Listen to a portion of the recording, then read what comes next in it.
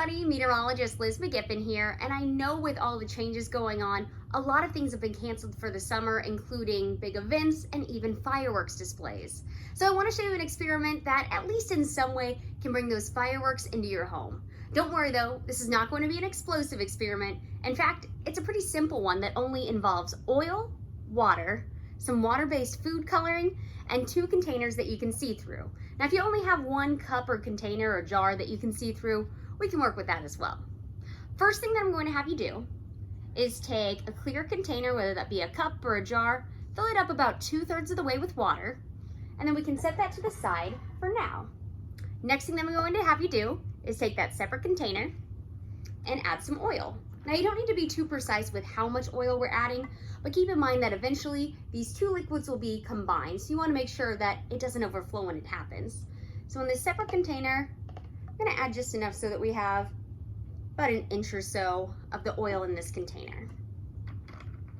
Next thing I'm going to have you do is grab that food coloring, and it's important for this that you use the water-based food coloring and not the gel. And you'll see why here in a couple minutes. I'd recommend grabbing a couple colors too, because it just makes it look a little more pretty and a little more fun. I'm gonna have you add about a dozen or so drops of the food coloring in. So we'll add 1, 2, 3, 4 of the blue. We'll add a couple green in here as well. And a few yellow ones. Again, you don't have to go crazy with this, but add a few colors in there. And you know what, just for fun, we'll add in some red. So as you're doing this, I want you to pay attention to what is happening inside of this cup. I'm gonna lift this up so you can maybe see it a little better. You would expect, for most things, when you add the food coloring, that it changes to a completely different color. However, this is not the case in this experiment. And the big reason is because the food coloring, since it has a water base, it has a different structure than the oil. And as a result of that, oil and water, they're going to naturally start to separate. So instead of a bright green or different colored oil, we just get a bunch of these colorful little balls of food coloring in there instead. So what do you think is going to happen if we stir this up a little bit? Well, let's give it a try. You can either grab maybe a fork or a spoon, or I'm just going to give this a little twirl, see what happens. You'll notice it's still not changing color. And eventually, if you get enough momentum in there, you'll see those little balls of color break up a little bit more. But again, remember, oil and water, they don't mix. So as soon as you get the water within the food coloring to separate, well, instead of about a dozen or so of those bigger balls of color, you have much smaller ones. Next thing that I'm going to have you do is, this one requires being a little careful, a little more patient, is combine the 2 liquids.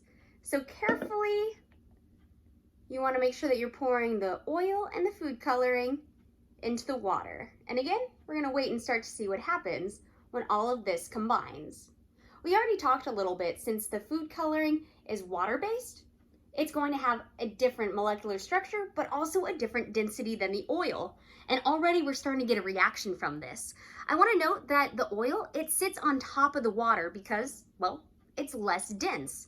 Also, those little droplets of color that we added, as it starts to sink down, because again, the water is more dense than the oil, it creates this almost firework effect as the color starts to bleed into the water.